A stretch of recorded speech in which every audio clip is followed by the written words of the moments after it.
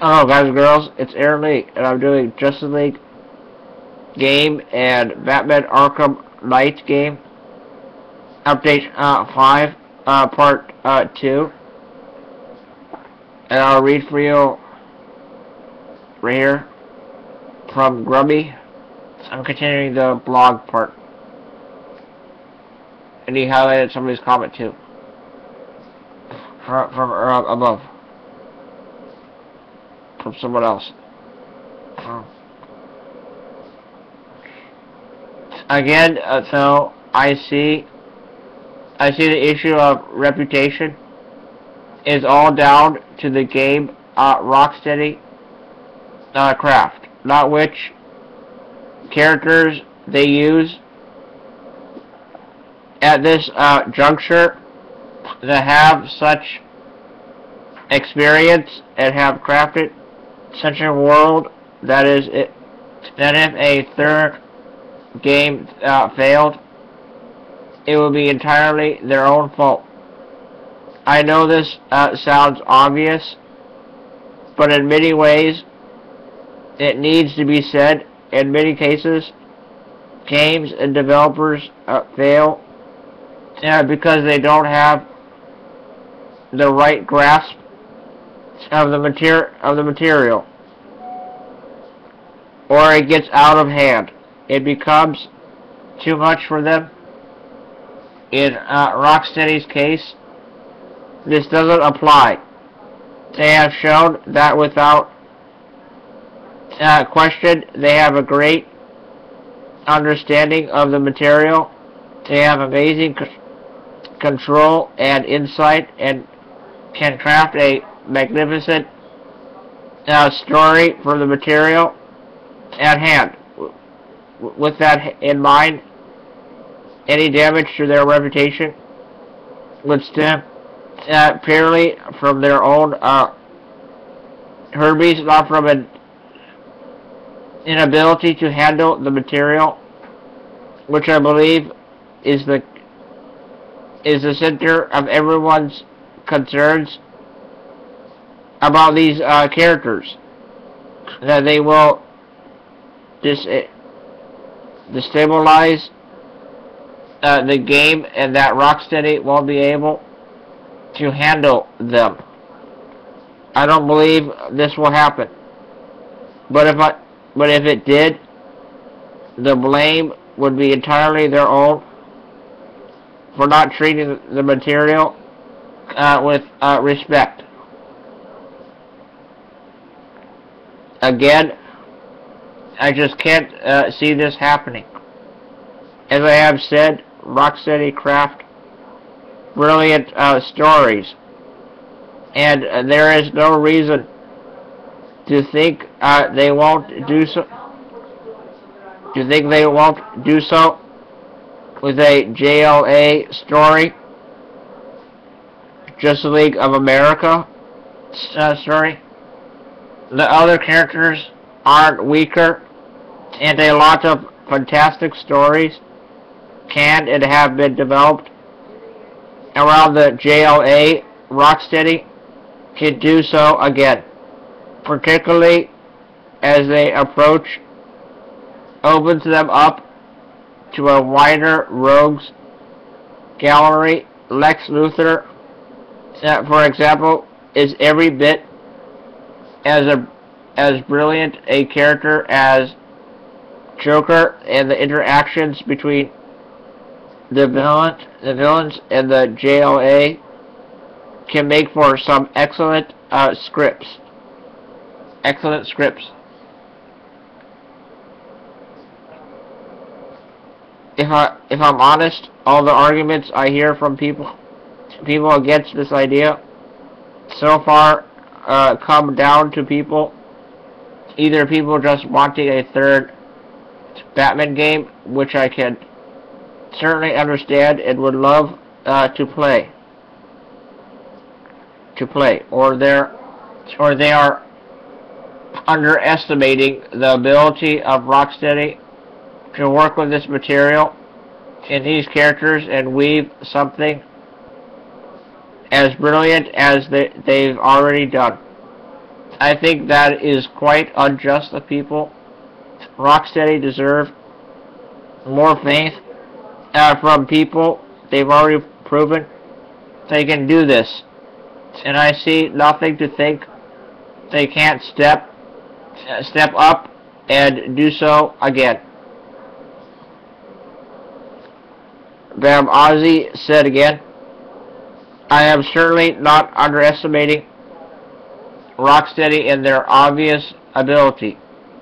Personally, I would prefer it if they made separate DC hero games, i.e. a specific Superman game. I think they are one of a couple of developers that could actually pull this off. Or a specific insert DC superhero name here, rather than a Justice League specific game. I wouldn't mind if there is also some crossover, i.e. they appear in each other's game as a guest appearance. However, Batman in Metropolis, or anywhere outside of the very dark and gothic environment of Gotham, is to me a bit like a Ferrari on a rally track. It just doesn't look right.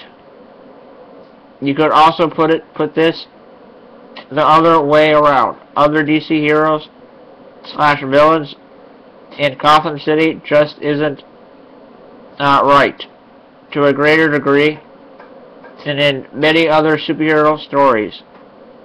It is the city that created the hero and villains. A very gothic city with gothic hero and villains. As I have said, it is more than just whether or not Rocksteady can pull it off from a technical standpoint. And I have said that I feel if anyone could, they could, and ways in which it could work too. But if it doesn't feel / look right, regardless of how well it plays, it may still not work. Work.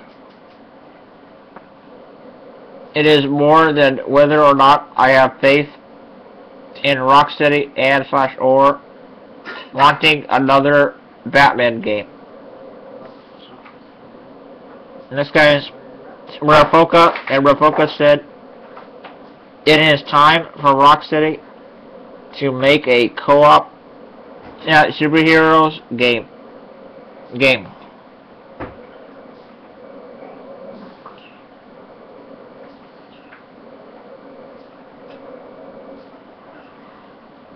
Next guy is Drain Water, and he said, I actually love the thought of playing as Batman and having a boss battle against Superman. It's happened before, and it doesn't always involve kryptonite. Maybe just have the goal to be to serve so long against him while doing damage, or using some of that crazy martial arts and redirect his flight as he's coming at you faster than a speeding bullet and slam him into a wall.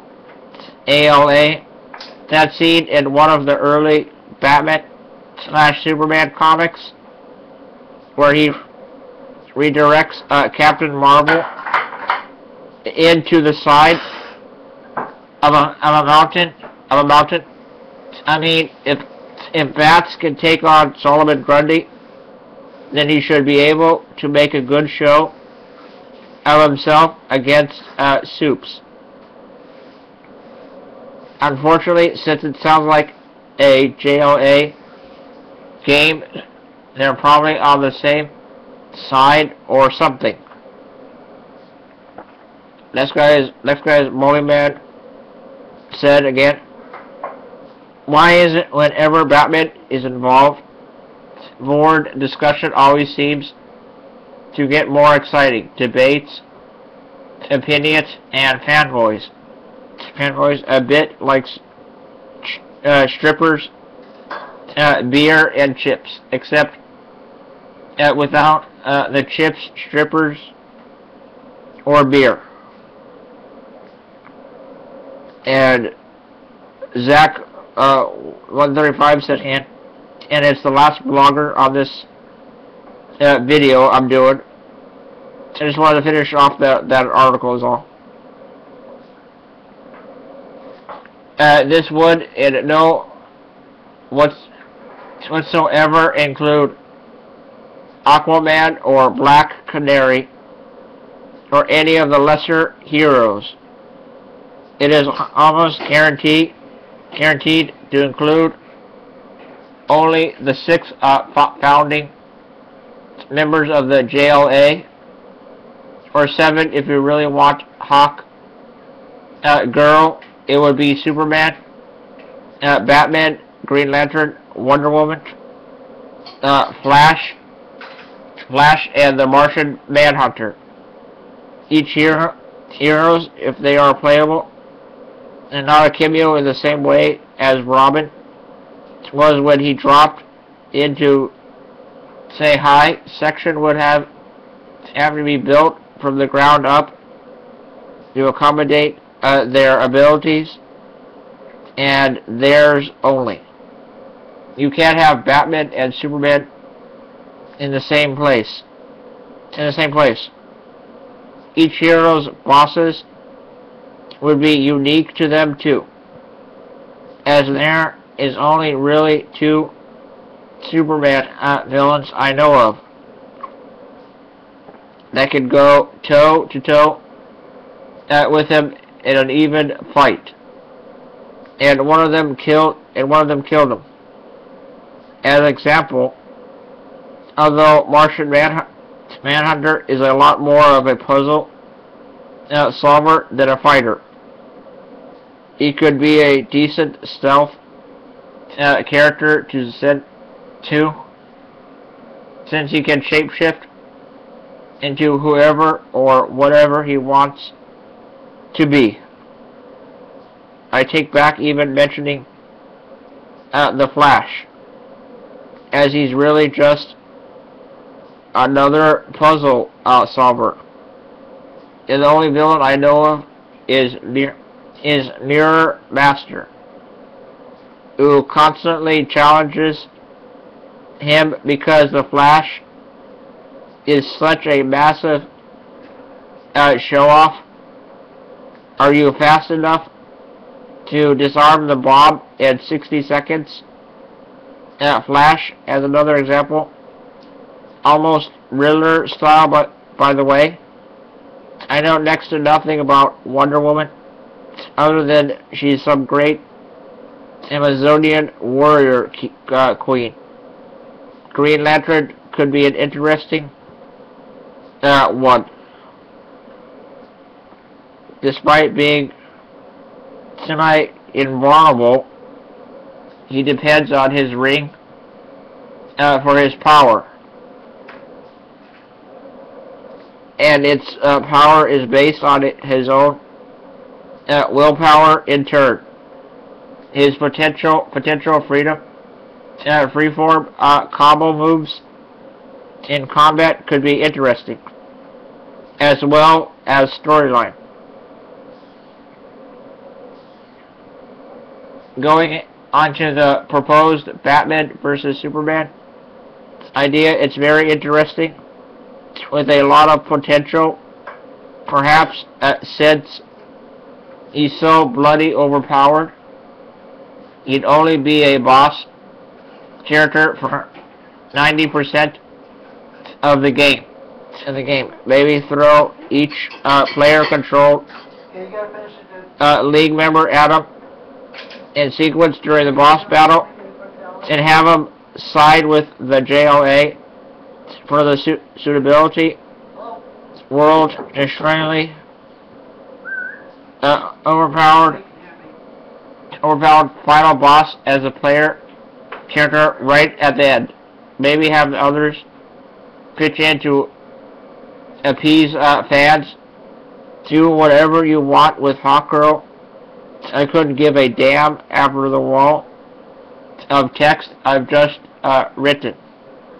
Sorry about that. If you really were bothered enough to read the above rant about my ideas for the JLA game, thanks for listening to the DC Nut.